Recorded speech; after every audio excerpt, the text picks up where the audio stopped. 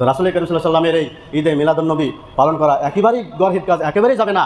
যেটা একটা জাল হাদিস, একটা জয়ীফ হাদিস, একটা মিথ্যা হাদিস, একটা মিথ্যা হাদিসও নয়, একটা মিথ্যা হাদিস আছে যে আল্লাহ নবীর এই ঈদে মিলাদুন্নবী পালন করতে হবে, এরকম একটা মিথ্যা হাদিস যদি থাকে, কেউ যদি দেখাতে পারেন তাহলে আমি পালন করবো। সালাফিয়া মিডিয়া। আপনারা জানেন এই মাসটা হচ্ছে রবিউল আওয়াল মাস। এই মাসে আজকে 10 তারিখ, 11, 12 মানে রবিবার। কী হবে জানেন? ঈদে মিলাদুন্নবী। তো এই ব্যাপারে 2-4টি কথা তো বলতেই হয়। সারা পৃথিবীতে বিভিন্ন জায়গায় দেখবেন এই ঈদে মিলাদুন্নবী, আল্লাহ নবীর জন্মকে সামনে রেখে বিভিন্ন বড় বড় অনুষ্ঠান, সেই অনুষ্ঠানে আমাদের ছেলেরাও সেখানে যোগ দেয়নি? পুজোর মেলাতে বিভিন্ন জায়গায় দেখবেন, আপনারা হয়তো যোগ দেননি, আপনারা ভালো মানুষ, আমাদের এলাকায় দেয়। পুজোর মেলাতে মুসলিম ছেলেরাই সেখানে ভিড়ভাড়টা বেশি করে। যত জিলাপি বলেন, পেঁয়াজি বলেন, যত দোকানি সব মুসলিমদের। আর আনন্দ, কিছুটা আনন্দ উপভোগ পায়। এই পুজোর উৎসব সেখানেও মুসলিমরা গিয়ে আনন্দ উল্লাস করে না? ঠিক তেমনি এটা তো মুসলিমরাই করে, ঈদে মিলাদুন্নবী। তো মুসলিমদের মধ্যে ঈদে মিলাদুন্নবীটা পালন কে করে জানেন? খ্রিস্টানরা। তো খ্রিস্টানরা এটাকে পালন করে, আর তাদের দেখা দেখি তাদের আনন্দের সঙ্গে তাল মিলিয়ে আমাদের ভালো ভালো ঘরের ছেলেরা, মানে কি কাঠফারাজি বলেন, আহলে হাদিস বলেন, আর দেবন্দি বলেন, আর বেরেলি বলেন, যে যারা পীর পূজা বা মাজারে গিয়ে সেজদা করে না, এদেরকে তো ভালোই বলা যায়, যারা শিরক বিদআত থেকে দূরে থাকে। তো এরাও সেখানে গিয়ে আনন্দ উল্লাস করে। সামনে যে আগামী রবিবার ঈদে মিলাদুন্নবী, নবী করিম সাল্লাল্লাহু আলাইহি সাল্লামের জন্ম উৎসব পালনকে কেন্দ্র করে সাহাবী বলেন, তাবিন বলেন, তারপরে খোলাফায়ে রাশিদিন বলেন, তারপরে যত নবীর আরও অন্যান্য কত হাজার হাজার সাহাবী ছিলেন, কেউ করেননি। আল্লাহ নবীর এই জন্ম উৎসব পালন কেউ করেননি, অথচ আজকে আমাদের ঘরের ছেলেরা সেখানে গিয়ে ঈদে মিলাদুন্নবী পালন করে। আল্লাহ নবী যেটা করেননি, তার সরিষা দানা পরিমাণ যদি আমরা বেশি করি, সেটাই হবে বিদআত। আল্লাহ নবী যেটা করেননি, আল্লাহ তাবারক তাআলা যেটা নির্দেশ দিয়েছেন করার, তার থেকে যদি একটু বেশি করি, সেটাই হয়ে যাবে বাড়াবাড়ি। আজকে জুম্মার নামাজ যদি ভালো বলে, সারা পৃথিবীর বড় বড় মুহাদ্দিসিন আলেমগণ যদি বলে জুম্মার নামাজ পড়া ভালো, তাই 4 রাকাত পড়তে হবে। তো 4 রাকাত পড়তে হবে বলে যদি আমরা পড়ি, তাহলে কি সেটা ঠিক হবে? না বাড়াবাড়ি হবে, না বেদাত হবে, না কি হবে? রাসূল কারীম সাল্লাল্লাহু আলাইহি সাল্লাম যেটা করেননি, তার সরিষা পরিমাণ যদি আমরা করি বাড়াবাড়ি, তাহলে সেটাই হবে বেদাত। আজকে আমরা সত্যি বিবাহই বলেন, বিবাহ থেকে নিয়ে সন্তান হওয়া পর্যন্ত আমাদের দেশে যে কার্যকলাপগুলো হয়, কোন অংশটা আপনি ভালো মনে করেন? বিবাহ দেখাশোনা থেকে শুরু করে নিয়ে সন্তানের আকিকা পর্যন্ত নিয়ে এতটা লং টাইম, এই এতটা টাইমের মধ্যে আমাদের শরীয়ত, আল্লাহ রাসূলের বিধান অনুযায়ী আমরা চলছি কি চলি না?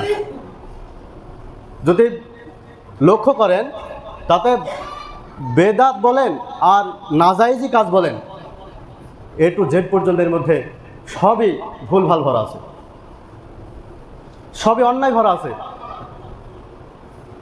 তো রাসূল করিম সাল্লাল্লাহু আলাইহি সাল্লামের এই ঈদে মিলাদুন্নবী পালন করা একেবারেই গর্হিত কাজ, একেবারেই যাবে না।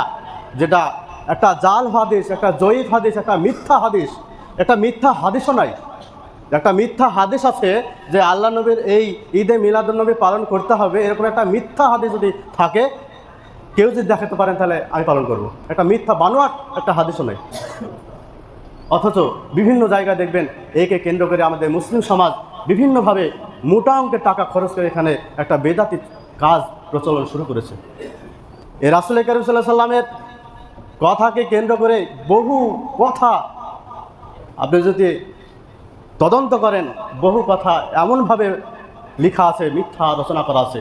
রাসূল কারীম সাল্লাল্লাহু আলাইহি সাল্লাম যখন মদিনা হিজরত করলেন মক্কা ছেড়ে, দেখবেন সেখানেও বহু কথা লেখা আছে, লেখা নাই যে আল্লাহ রাসূল যখন আবু বকরকে নিয়ে কোথায় গেল, মদিনা হিজরত করার সময় একটা পাহাড়ে গুহায় আশ্রয় নেবে।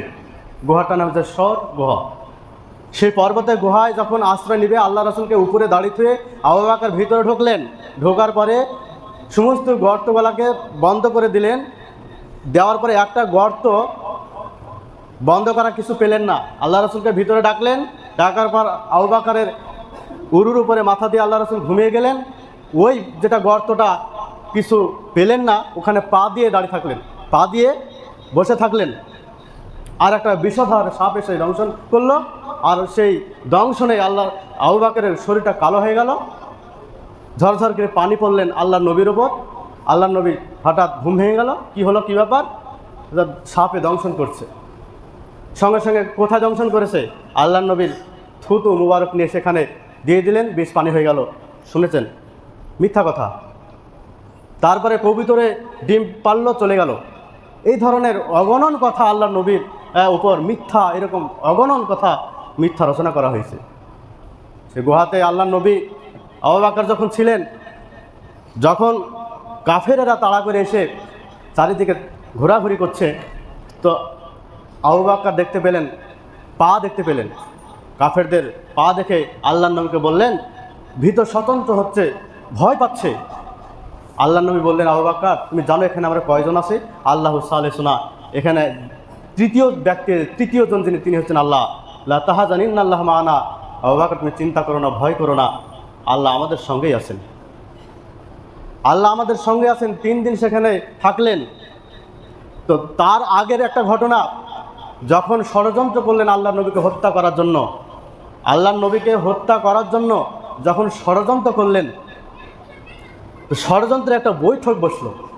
কেউ বলল আল্লাহর নবীকে ফেলে দেওয়া হবে হাত পা বেঁধে, কেউ বলল তাকে উৎসর্গ করা হবে, কেউ বলল তাকে বন্দি করা হবে। কাউরির কথা মনোনীত হলো না। আবু জাহেল বলল যে এটা হবে না, প্রত্যেকটা গোত্র থেকে এক একটা যুবক নিয়োজিত হবে এবং আল্লাহর নবীর বাড়ি ঘেরাও করবে এবং সমস্ত মানুষ গিয়ে আল্লাহর নবীর ওপর আক্রমণ করে তাকে হত্যা করতে হবে। তো এটাই আল্লাহর নবীর, এই যে আল্লাহ নবীর ওপর ঝাঁপ দিয়ে পড়বে, তাকে হত্যা করবে, আবু জাহেলের পরামর্শ, এটাই সিদ্ধান্ত মেনে নেওয়া হলো। এইদিকে যে এরা পরামর্শ করছে, আল্লাহ তাবারক ওয়া তাআলা জিবরিল মারফত জানিয়ে দেওয়া হয়েছে তুমি আজকেই চলে যাও কোথায়? মক্কা ছেড়ে মদিনায়। তো মক্কা নিজের মাতৃভূমি ত্যাগ করার সময় আল্লাহর নবী বারবার ঘুরে ঘুরে তাকিয়েছিলেন এবং কাবার দিকে বারবার তাকিয়ে বলেছিলেন যে কাবা, তোমার আমি খেদমত করতে পারলাম না, ভেবেছিলাম তোমার খেদমত করবো কিন্তু পারলাম না। মাতৃভূমি ত্যাগ করেছিলেন বিশ্বনবী। তো মাতৃভূমি ত্যাগ করার আগে আলীকে বললেন, তুমি এই আমানতগুলা রেখে দিলাম, আমানতগুলা পৌঁছে দিয়ে তুমিও চলে আসবে। তো আলী ভাবছে যে আমি যদি আল্লাহ নবীর চাদর গায়ে দিয়ে এখানে ঘুমিয়ে পড়ি, তাহলে তো তারা আমাকে এসে আল্লাহ নবীর চাদর গায়ে দিয়ে যদি ঘুমিয়ে পড়ি, তাহলে তো তারা আল্লাহ নবী ভেবে আমাকে টুকরা টুকরা করে কেটে ফেলবে। কিন্তু একটা কথা আল্লাহ নবী বলেছেন যে আমানতগুলা পৌঁছে দিয়ে তুমি মদিনায় চলে আসবে। এই যে একটা কথা, তাহলে যদি হত্যাই হবে আলী, তাহলে তো এই কথা আল্লাহ রাসূল বলতেন না যে আমানতগুলা পৌঁছে দিয়েই মদিনাতে আসার কথা। কোনো ভয় ভীতি না করে আলী সেই কথার উপর সিদ্ধান্ত অটল থাকলেন এবং কোনো রকমভাবে তিনি ভীত স্বতন্ত্র হলেন না। আল্লাহ রাসূল সেখান থেকে, গুহা থেকে বের হয়ে যখন অপরমুখী হয়ে ব্যাকওয়ার্ড রাস্তা পিছন দিক দিয়ে মদিনা যেতে লাগলেন, আবু জাহেল একটা ঘোষণা করেছিলেন যে আবু বকর ও বিশ্বনবীকে দুজনের একজনকে যে হত্যা করবে তাকে 100 উট লাল উট দেওয়া হবে। এই লোভে একজন মুশরিক একটা তরবারি নিলেন আর ঘোড়ার পিঠে চেপে তিনি ছুটলেন আল্লাহর নবীকে হত্যা করার জন্য। তা আল্লাহর নবী কিসে চেপেছিলেন? উটে, আর এ যাচ্ছে ঘোড়ায়। তাহলে উট বেশি ছুটতে পারে না, ঘোড়া বেশি ছুটতে পারে। ঘোড়া ছুটিয়ে দেখলেন যে আল্লাহ নবী এই তো সামান্য আর কিছু দূর গিয়ে আল্লাহ নবীকে মারা যাবে। সঙ্গে সঙ্গে ঘোড়া বালির উপরে বসে পড়লো, আর উঠলই না। এইরকমভাবে কয়েক দফা সে ব্যক্তি আল্লাহ নবীকে মারতে পারলেন না। সে বুঝতে পারলেন যে বিশ্বনবীকে কাছে যাওয়া যাবে না। বিশ্বনবীকে হাত দিয়ে বললেন যে আপনি একটা লিখিত করে দেন, যাতে আমি সে যুদ্ধের ময়দানে আমি দেখাতে পারি এবং আমাকে তারা, আপনার কাফেররা যেন আমাকে হত্যা না করে। বিশ্বনবী একটা লিখিত করে দিলেন যে একে কেউ যেন হত্যা না করে। যুদ্ধের সময় সেই ব্যক্তি এইভাবে চামড়ার উপরটা যখন দেখিয়েছিলেন, তখন মুসলিমরা তাকে হত্যা করেননি। সেই দিন মক্কা বিজয়ের দিনে, সেই দিন কী করেছিলেন? ইসলাম ধর্ম গ্রহণ করেছিলেন। তো বিশ্বনবীকে মারার জন্যে কাফেরেরা যেভাবে উঠে পড়ে লেগেছিল, বাড়িটা চারিদিকে ঘেরাও করেছিল, আল্লাহ নবী একটা সূরা ইয়াসিনের একটা আয়াত পড়ে ছিটি দিয়েছিলেন। যখন আয়াতটা পড়ে ছিটি দেওয়া হলো, সেই সময় প্রত্যেকের চোখের বালি পৌঁছানোর বা তন্দ্রা ভাব এনে দেওয়ার দায়িত্ব আল্লাহ তাবারক তাআলা ছিলেন। তাদের সামনে দিয়ে বেরিয়ে গিয়েছে বিশ্বনবী, তো কেউ দেখতেই পাননি, টেরই পাননি। তাহলে এই আল্লাহ নবীর হিজরতকালে অনেক ঘটনা, মিথ্যা কথা এইভাবে রচনা করা আছে, যা আজও আল্লাহ নবীর এই 12ই রবিউল আওয়াল যে জন্মগ্রহণ করেছেন তারও অনেক মতভেদও আছে। কেউ কেউ বলেছেন না 12ই না, কেউ কেউ বলেছেন 13ই রবিউল আওয়াল, তবে অধিকাংশ ওলামাদের মত 12ই রবিউল আওয়াল। তো এটাকে কেন্দ্র করে আজ বিভিন্ন জায়গায় ঈদে মিলাদুন্নবী পালন করছে। আচ্ছা বলেন তো, প্রত্যেকটা মানুষের একটা উদ্দেশ্য আছে।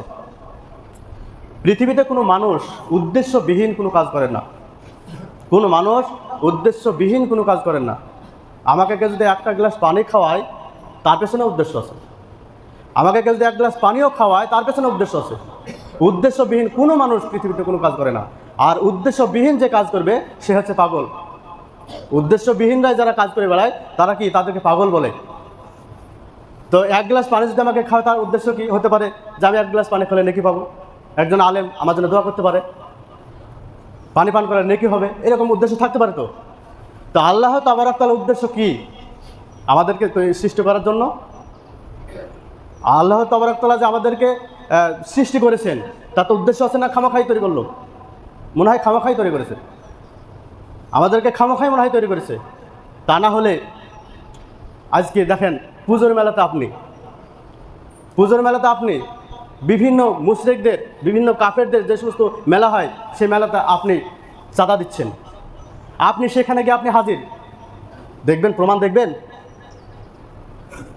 মুসলিম পুজোর মণ্ডপে গিয়ে নমস্কার করছে, প্রমাণ দেখবেন আছে, হোয়াটসঅ্যাপ খুললে পেয়ে যাবেন, বড় বড় নেতারা পর্যন্ত। অবাক লাগে।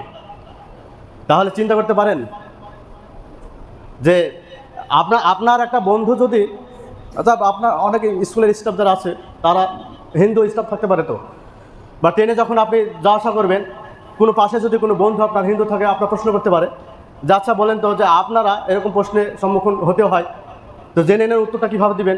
আপনাকে কেউ যদি প্রশ্ন করে যে তোমাদের ধর্মে একটা জিনিস, একটা ভুল আছে কি, যে তোমরা যে মসজিদে নামাজ পড়তে যাও, তো মসজিদে নামাজ পড়তে যাওয়ার সময় কেউ সামনে থাকে না, কিন্তু আমরা যে সমস্ত দেবদেবীর পূজা করি, আমরা সামনে নিয়ে পূজা করি।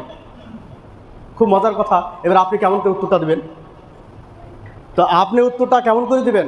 এইভাবে দিবেন যে দেখো, যে তুমি যে কালী পূজা, দুর্গা পূজা তোমরা এবার করো, উপাসনা করো, এর জন্ম কত সালে হয়েছে? সে হয়তো বললো যে আজ থেকে 3,500 বছর আগে এর জন্ম হয়েছে। তো আজ থেকে 3,500 বছর আগে যদি বলে যে জন্ম হয়েছে, তো তখন কি ক্যামেরা ছিল?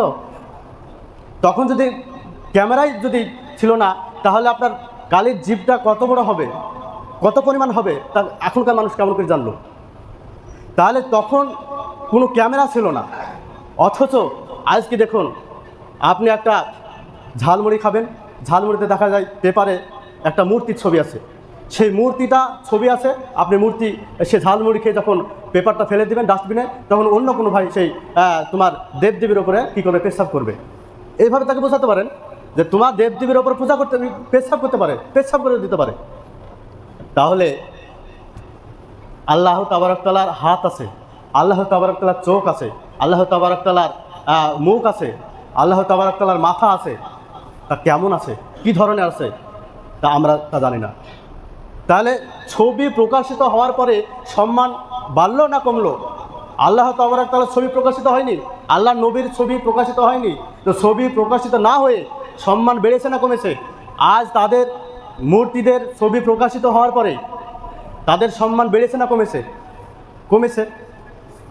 এই ধরনের প্রশ্নের সম্মুখীন অনেক মুসলিমরা সম্মুখীন হয়ে তাদের উত্তর অ্যান্সার না দিতে পেরে আস্তে আস্তে, তাই তো এই ধর্মগুলো তো ঠিক, এই ধর্মটা তো ভালো, এমনি করতে করতে অনেক মানুষ দেখবেন তাদের ধর্ম সব কিছু পালন করে।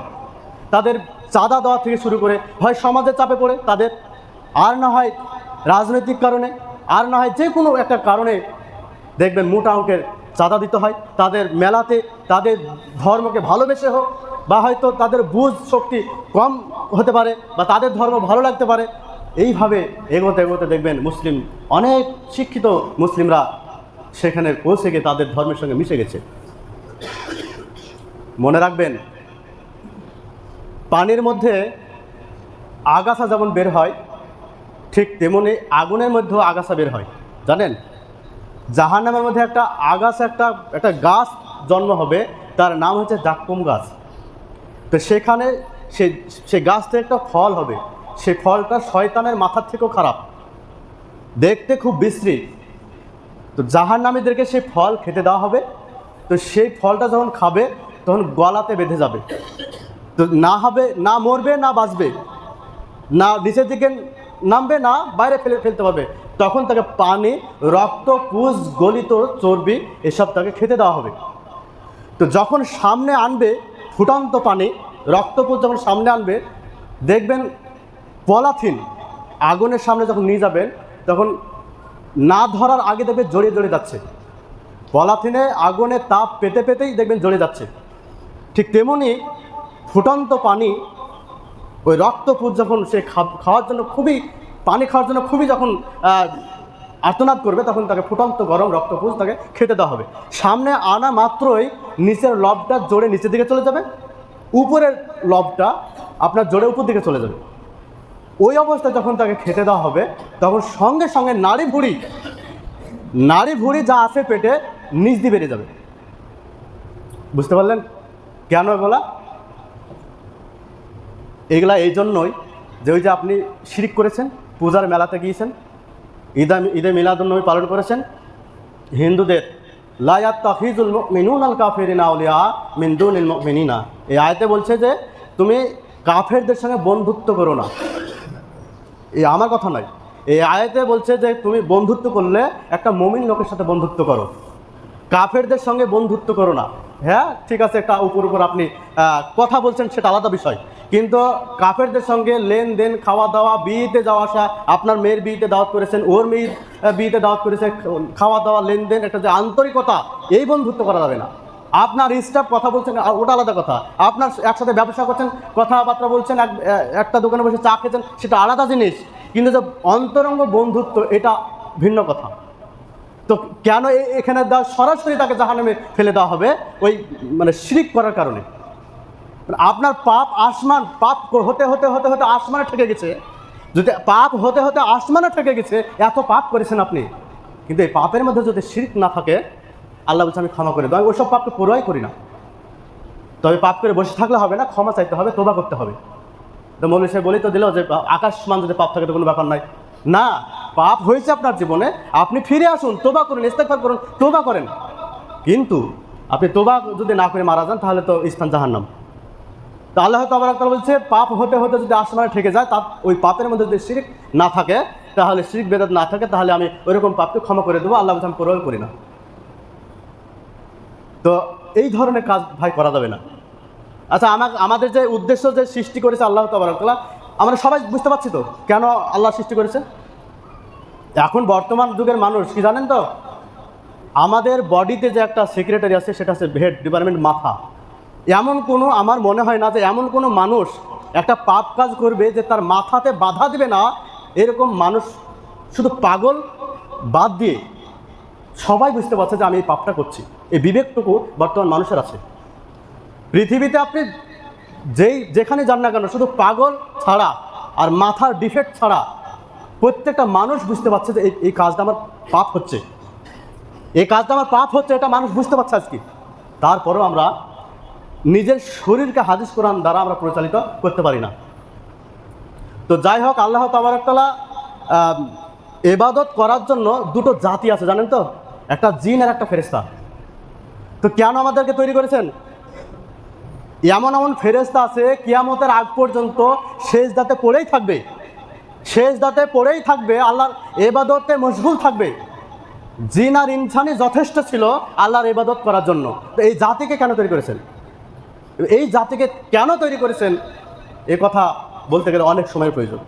তা আমরা সকলেই বুঝতে পারছি যে আমাদেরকে কেন তৈরি করেছে আল্লাহ তাবারক তাআলা। আল্লাহর সারা পৃথিবীতে যদি একটাও মানুষ যদি নামাজ রোজা না করে, আল্লাহর কিছু যায় আসে না, আল্লাহর কিছু যায় আসে না। কেননা আল্লাহর ইবাদত করার জন্য হাজার হাজার কোটি কোটি ফেরেশতা আছে। আমাদের পৃথিবীতে যত মানুষ বাস করে সারা বিশ্বে, যত মানুষ চলে গেছে, যত মানুষ বর্তমান আছে, যত মানুষ আগামীতে আসবে, এর চাইতো হাজার লক্ষ গুণ ফেরেশতা আল্লাহর কাছে আছে। তো সেই সমস্ত ফেরেশতা তো আল্লাহর ইবাদত করার জন্য যথেষ্ট।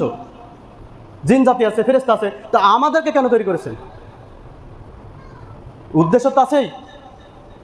তো যাই হোক, আল্লাহ তাবারক তাআলার কাছে দোয়া করি যে আমরা শিরক ও বিদআত থেকে বেঁচে থাকবো।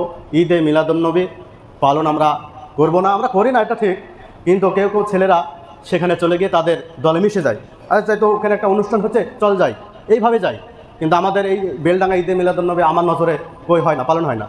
বাইরে অন্য জায়গায় হতে পারে, সেখানে একটা অনুষ্ঠান হচ্ছে, আমাদের এখানকার ছেলেরা বলে চল যাই বলে সেখানে গিয়ে তাদের অনুষ্ঠানে মিশে যায়। এরকমটা করা যাবে না।